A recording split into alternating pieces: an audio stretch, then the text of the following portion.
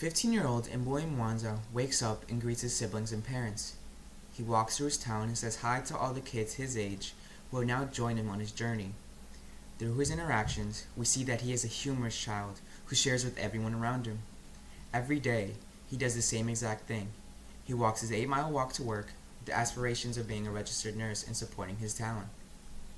Yet, he's still confined to die at the age of 22. He resides in the Republic of Congo, a place filled with $24 trillion of untapped minerals, and Mboy is assigned to find the most coveted mineral of them all, the diamond. He needs to find the diamond for just some income. He needs to find the diamond to save his family. He needs to find the diamond to have a chance at a regular life. This is what most of the stories from these diamond mines sound like. Just for a chance at a regular life, these regular people, regular children, are obligated to do slave work. They are tasked to find these blood diamonds, the ones that require their lives to achieve. This is a life that absolutely no one should be subjected to, that they are because of the consumerist mindset that has been predatorily advertised to us over here in the States. Now it's a regular day in the United States, a regular day for you. You wake up in the morning, make your morning cup of coffee, and take your car to work. A day where you are not forced to do hard labor for basic survival, but one where you are instead privileged to unknowingly benefit from that same hard labor. The average person here has the option to purchase a diamond at any point, unknowingly opting to buy a blood diamond, stained with the crimson deaths of underpaid laborers itching to find that 1-carat stone on a ring. That 1-carat stone is only just enough to feed their families, to make ends meet, to put dinner on the table that night. But somehow, it's been marked to be 100 times the price here. It's accepted cruelty what these industry owners have been allowed to do in this market. They are profiteers, preying on the uneducated minds of the American people and taking advantage of desperate people in underdeveloped African countries.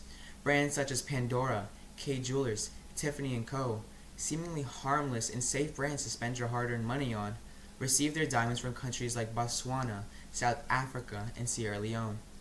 The average person of these countries have no defense against these billion-dollar brands, and no other option as well.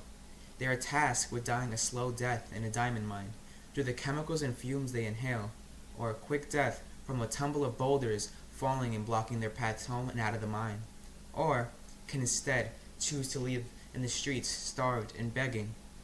How is it possible that a stone made up the most abundant element on earth, carbon, has been allowed to rule over us? It's a common gem, treated as a hot commodity because industries lie to the public over its true value.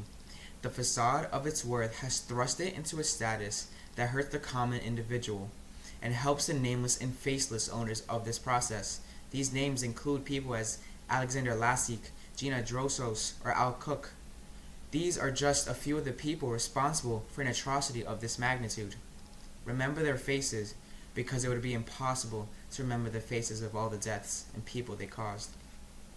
If somehow you are able to continue the contribution to this distasteful product, I am led to believe that you have been misinformed. Being able to bestow death upon another young worker and deem it morally correct is distasteful. However, under the conditions that have been spoon-fed to the public, you yourself are not to blame.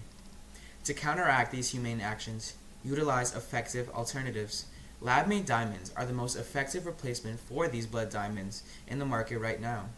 These types of diamonds completely guarantee that another young worker will not be taken advantage of, and instead be given a chance to live a flourished and complete life.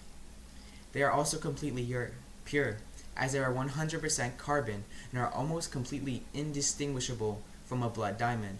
They also cost less, from about 60 to 80%, allowing for a smarter and budgetable purchase. Alternatively, we as people can stand up for our local representatives and demand that actions can be taken.